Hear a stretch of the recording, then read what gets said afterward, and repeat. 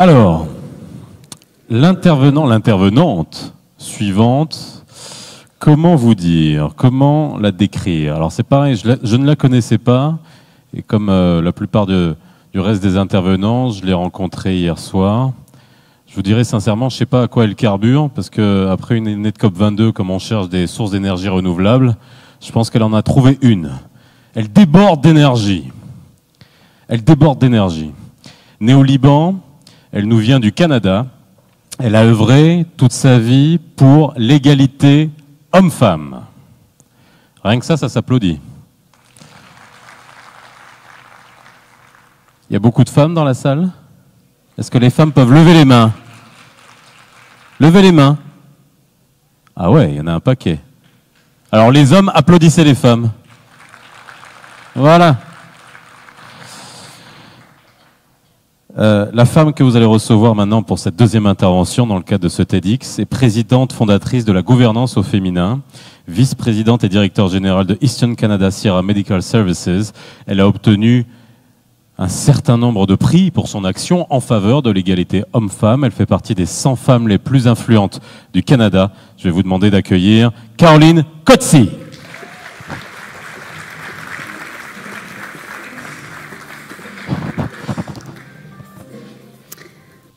Bonjour. C'est la vie. On ne peut rien y faire. That's life. That's the way it is. Así es la vida, a veces dura. Et en arabe, maktoub, c'est écrit. C'est le destin. Dieu en a décidé ainsi. Qui sommes-nous, humbles mortels, pour changer le cours des choses? Alors si ce fatalisme qui est transmis de génération en génération et qui transcende les cultures peut nous aider à accepter une situation difficile qui nous arrive, ce fatalisme n'est pas forcément synonyme de reconstruction. Et si on peut effectivement s'entendre sur le fait qu'on ne peut pas revenir en arrière, qu'on ne peut pas changer le cours des événements qui nous sont arrivés, il faut quand même se dire, comme on dit en anglais, « Life is 20% what happens to you and 80% how you react to it ». Cette capacité à surmonter les traumatismes s'appelle la résilience. À l'origine, c'était un terme utilisé en physique et en ingénierie. Quand on prenait un élément et qu'on le déformait, qu'on l'allongeait, qu'on le transformait, mais qu'il reprenait sa forme initiale. C'était ce qu'on appelait donc la résilience et qui a été repris dans les années 90 par les psychiatres américains spécialistes de la petite enfance. En France, c'est Boris Cyrulnik, le célèbre psychiatre, qui a repris cette expression-là et qui nous dit que le malheur n'est pas une destinée. Rien n'est irrémédiablement inscrit et on peut toujours s'en sortir. Il faut savoir qu'une personne sur deux subira dans sa vie un traumatisme quelconque. Que ce soit la perte prématurée d'un être cher, que ce soit une maladie grave, un viol, une guerre, une personne sur deux va devoir faire face à des événements difficiles. Et vous remarquerez dans votre entourage que certaines personnes parviennent à s'en sortir sans aucune difficulté, pendant que d'autres vont sombrer dans la dépression. Et chaque petit événement négatif va leur sembler insurmontable. Alors, qu'est-ce qu'une personne résiliente? Eh bien, d'abord, pour être une personne résiliente, il ne faut pas nier les événements. Il ne faut pas ignorer les difficultés qui viennent de survenir. Il faut y faire face. Mais il faut aussi rebondir. Et rebondir, ce n'est pas simplement s'adapter à la situation. Rebondir, c'est ressortir encore plus fort suite à un événement traumatique. C'est apprendre de cette expérience, c'est capitaliser sur tous ces apprentissages-là pour être une personne encore plus forte qu'on l'était avant. La résilience, ce n'est pas héréditaire. Il n'y a pas de gène de la résilience. C'est quelque chose qui s'apprend. Par contre, il y a des études scientifiques qui ont démontré qu'il peut y avoir des hormones euphorisantes qui sont produites dès les premières heures de la vie. la dopamine, la sérotonine. Et ces hormones sont en quantité variable, c'est-à-dire que certains bébés vont naître avec de plus grandes quantités de ces hormones et donc seront des enfants plus forts sur le plan psychique et plus forts pour devenir des êtres résilients. Par contre, il y a d'autres facteurs qui sont des facteurs externes et des facteurs internes également. 3 attributs principaux auxquels on peut penser. D'abord, il y a le caractère de l'enfant. Est-ce que c'est un enfant souple? Est-ce que c'est un enfant confiant? Il y a le climat familial qui l'entoure. Est-ce que ses parents sont un couple uni? Est-ce qu'il se sent aimé? Est-ce qu'il y a de la chaleur dans son foyer? La sécurité, l'attachement sont des éléments essentiels pendant la jeune enfance pour nous aider à développer notre résilience. Mais il y a également le réseau de relations externes, plus vaste. Est-ce qu'il est soutenant? Est-ce qu'il est rassurant? Ce réseau-là va se développer pendant toute une vie, parce qu'il ne s'agit pas uniquement de la famille immédiate, mais des gens qui peuvent par la suite devenir une deuxième famille. Alors statistiquement, un enfant qui a ces 3 attributs réunis dès le plus jeune âge va être mieux préparé à la vie, mieux préparé à surmonter les difficultés.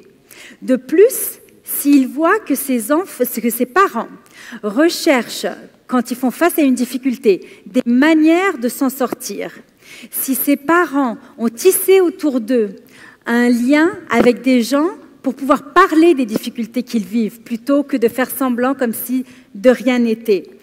À ce moment-là, la persévérance qu'ils démontrent, la confiance envers l'avenir qu'ils démontrent vont également être un excellent exemple pour l'enfant, pour qu'à son tour, il puisse bâtir sa résilience.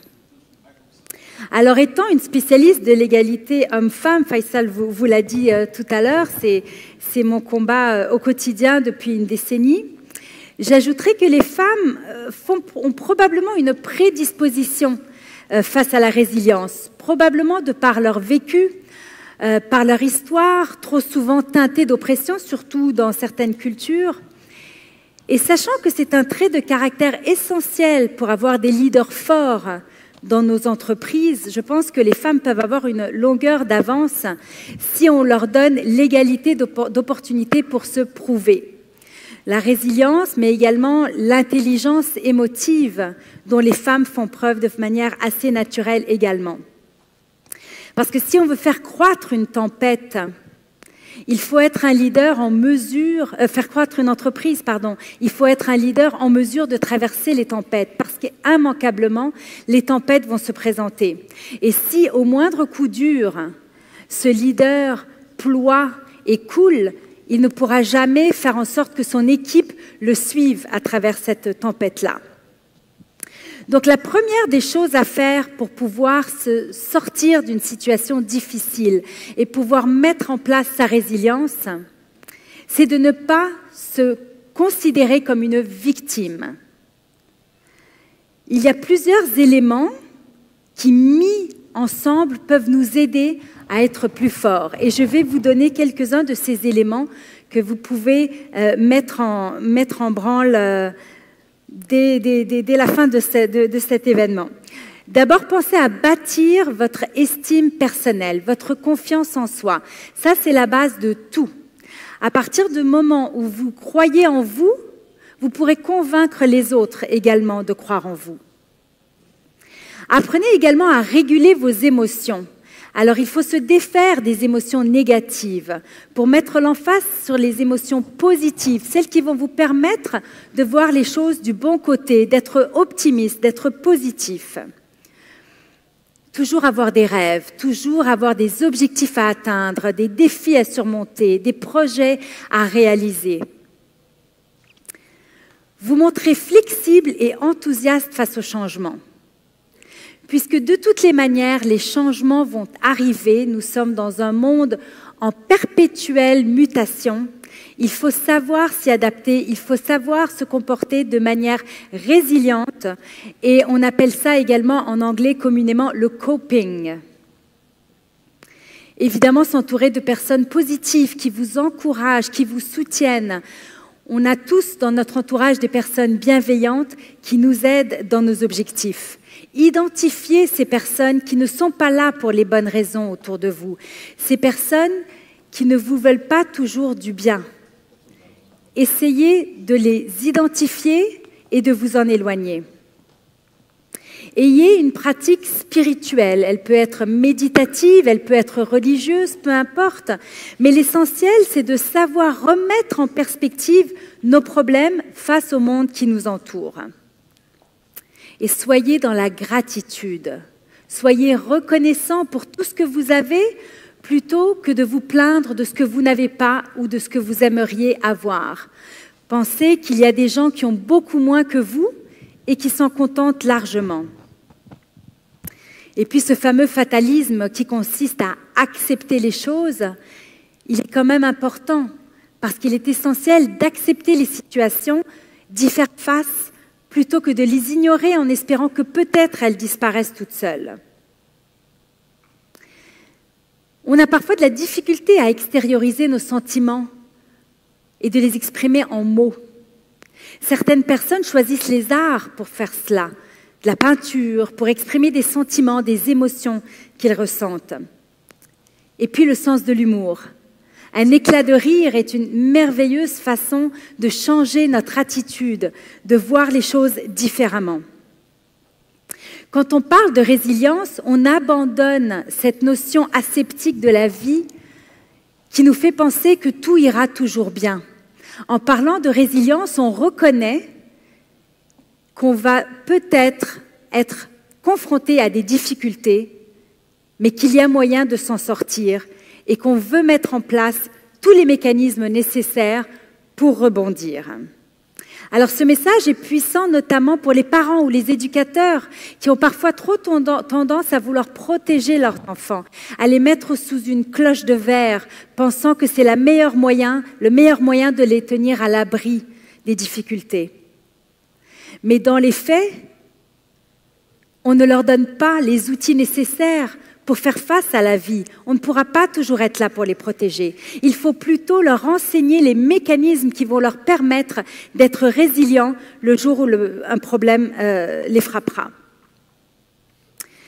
Parce que nous ne sommes jamais à l'abri d'actes destructeurs contre lesquels nous sommes sans moyens. Et ça, c'est quelque chose que j'ai appris durant les 15 ans de guerre civile au Liban. Je n'avais que 7 ans quand la guerre a commencé. J'en avais 22 quand elle s'est terminée. Maintenant que je vis au Canada, je me sens forcément beaucoup plus à l'abri, beaucoup plus en sécurité. Mais est-ce qu'on est vraiment à l'abri? Est-ce qu'on est à l'abri sur les Champs-Élysées? Est-ce qu'on est à l'abri à Stockholm? Est-ce qu'on est à l'abri à Saint-Pétersbourg?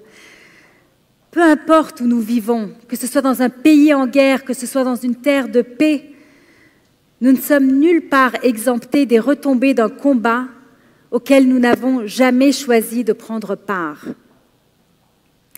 Nous pourrions faire face un jour à une agression, qu'elle soit humaine, qu'elle soit naturelle, une catastrophe peut arriver sans que nous ayons un contrôle.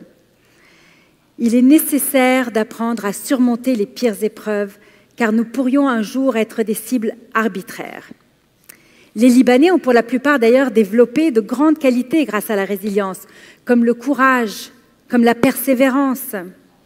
Peu de peuples d'ailleurs ont vu leur pays détruit et reconstruit autant de fois en gardant toujours l'optimisme, le positivisme et le sourire. Après avoir pendant de nombreuses années eu honte de parler de mon passé tourmenté, sans doute inconsciemment pour éviter que l'on m'emprisonne dans un carcan de victimes dont je ne voulais pas. Je prends plaisir maintenant à mettre en lumière des parcours de femmes et d'hommes qui ont fait des choses extraordinaires malgré les difficultés qu'ils ont pu vivre dans leur enfance. D'ailleurs, ici même au Maroc, vous avez un exemple des plus admirables en la personne de Si Milou Chaabi. J'ai eu l'immense honneur, il y a 2 jours, d'être invitée à Rabat par sa fille Asma Chaabi pour l'hommage rendu à ce grand homme, à sa mémoire. Il est mort il y a 1 an. J'ai découvert le parcours exceptionnel d'un berger autodidacte, issu d'une famille si pauvre qu'un de ses petits frères est mort de faim. Milou Chaabi a décidé de s'enfuir à l'âge de 12 ans seulement. Il a décidé de défier son destin et il est parti de village en village, de petit boulot en petit boulot, jusqu'à arriver à Rabat à l'âge de 18 ans pour commencer une entreprise dans le domaine de la construction. Et 20 ans plus tard, il est devenu un des hommes les plus puissants du Maroc. Le très improbable self-made billionaire dans un univers d'héritiers de grandes familles. Ce qui m'a le plus touché dans son histoire, c'est l'empathie dont il fait preuve envers les personnes qu'il a laissées derrière. Sa ville d'Essaouira lui est très reconnaissante pour tout ce qu'il fait. Il est un grand homme, très bénévole, très altruiste, dans l'entraide, dans la solidarité, et ce sont des qualités qui favorisent la résilience. La pire des catastrophes dans la vie ne peut pas nous briser. Le pire, c'est que si cette personne-là se sent comme une victime, c'est là qu'elle n'arrivera pas à s'en sortir. Parfois, l'entourage, qui se veut bienveillant, ne réalise pas qu'il enferme cette personne dans une situation de victime. C'est l'identité qu'il lui donne. Et en tant que victime, on perd sa fierté. Si on est tout le temps en train de sentir le regard apitoyé des autres sur nous, comment faire pour grandir, retrouver sa fierté qui est indispensable pour pouvoir contribuer à nouveau, pour pouvoir avoir des projets dont on va être fier? À l'intersection de l'individu et de son environnement, la résilience est un processus continu qui va durer toute une vie. La résilience n'est pas innée. La résilience n'a aucun pouvoir pour repousser les difficultés, pour nous mettre à l'abri des chocs durs de la vie. Par contre, la résilience va nous permettre de résister aux difficultés. Elle va nous permettre de nous développer en un être encore plus fort, et même si l'adversité croise notre route, parce qu'il y a une chance sur 2 que l'adversité croise notre route. La résilience nous donne l'espoir de pouvoir à nouveau mener une vie épanouie. L'espoir fait vivre, ne vous en privez pas. Merci. Merci Caroline.